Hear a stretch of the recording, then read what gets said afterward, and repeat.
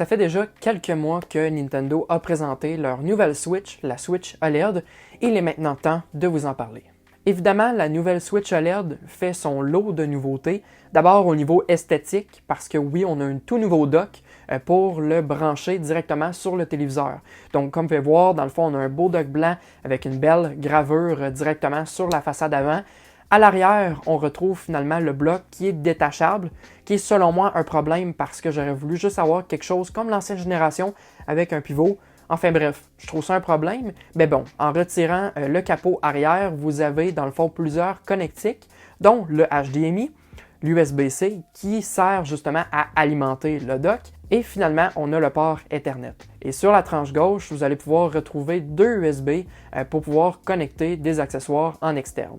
Du côté de la console, on a un tout nouvel écran de 7 pouces avec une quand même belle qualité d'image OLED. Par contre, ce que je trouve très décevant, c'est qu'on n'a pas du Full HD, donc du 1080p, on a seulement du 720p au niveau de la résolution de l'image, ce qui est pour moi un problème parce que tant qu'à avoir une image en technologie OLED, ben pourquoi pas avoir une résolution qui suit la qualité de l'image. Évidemment, si vous branchez la Switch directement dans le dock vers le téléviseur, on va avoir une résolution qui est plus haute, donc on va topper à 1080p, mais sachant qu'aujourd'hui, la plupart des gens ont une image 4K sur leur téléviseur, je trouve ça très décevant que Nintendo n'a pas amélioré à ce niveau-là. Un fait intéressant avec la Switch OLED, c'est que Nintendo a vraiment écouté ses consommateurs.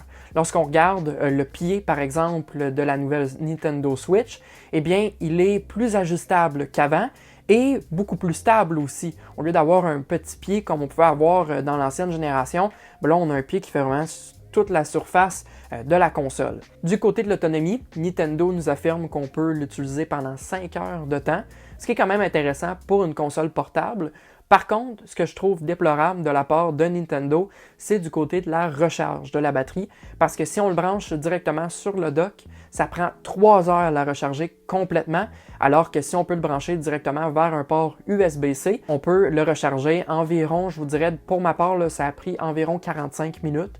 Donc quand même, ça reste convenable, mais je trouve ça très décevant qu'on n'a pas de recharge plus rapide que ça sur le dock. Une chose que je voulais aborder également, c'est au niveau des performances, parce que Nintendo s'est pas cassé le basic. Tout ce qu'ils ont fait, en fait, c'est qu'ils ont pris l'ancien processeur des dernières générations de la Switch pour le remettre dans la Switch OLED. Donc, on a finalement le même processeur avec 4 GB de RAM, donc ce qui est vraiment déplorable pour une machine quand même de 2021. Donc, je pense qu'il aurait été intéressant d'avoir la possibilité d'acheter un nouveau dock en externe qui lui aurait une carte graphique dédiée et qui nous permettrait d'avoir plus de performance. Donc, s'il vous plaît, Nintendo, si vous voyez cette vidéo-là, faites en sorte que vous sortez une Switch Pro ou un nouveau dock qui serait compatible avec la Switch OLED qui nous permettrait d'avoir plus de performance. Et ce que je trouve particulièrement dommage, c'est qu'au niveau de la résolution, non seulement, tantôt j'ai parlé qu'on avait du 720p pour la résolution,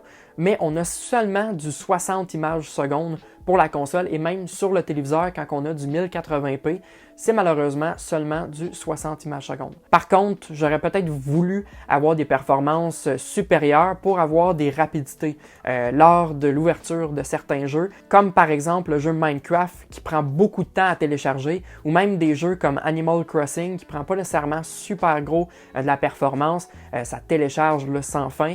Donc vraiment, je pense que Nintendo aurait dû ajouter un peu plus de performance au niveau de la console. Évidemment, on peut télécharger des jeux directement dans la Switch. Donc, la Switch, en fait, est équipée de 64 GB de stockage, ce qui veut dire qu'il faut bien évidemment s'acheter une carte SD en externe si on va avoir plusieurs jeux, parce que pour vous dire, un jeu normalement constitué serait à peu près de 10 à 20 GB à peu près, même qu'il y a certains jeux qui peuvent consommer jusqu'à 50 GB. Donc, c'est vraiment de faire attention avec ça. Je pense que d'avoir justement plusieurs petites cartes qu'on peut acheter à part évite d'avoir acheté une carte SD, mais sinon, si vous voulez évidemment vous équiper d'une carte SD, sachez que vous pouvez avoir jusqu'à 2 TB en externe. Terminons cette vidéo bien évidemment avec le prix. Donc la Switch OLED commence à partir de 449 $, ce qui est dans le fond 50 $ plus cher que la version de l'année passée. Sachez par contre que la Switch normale est descendue de prix.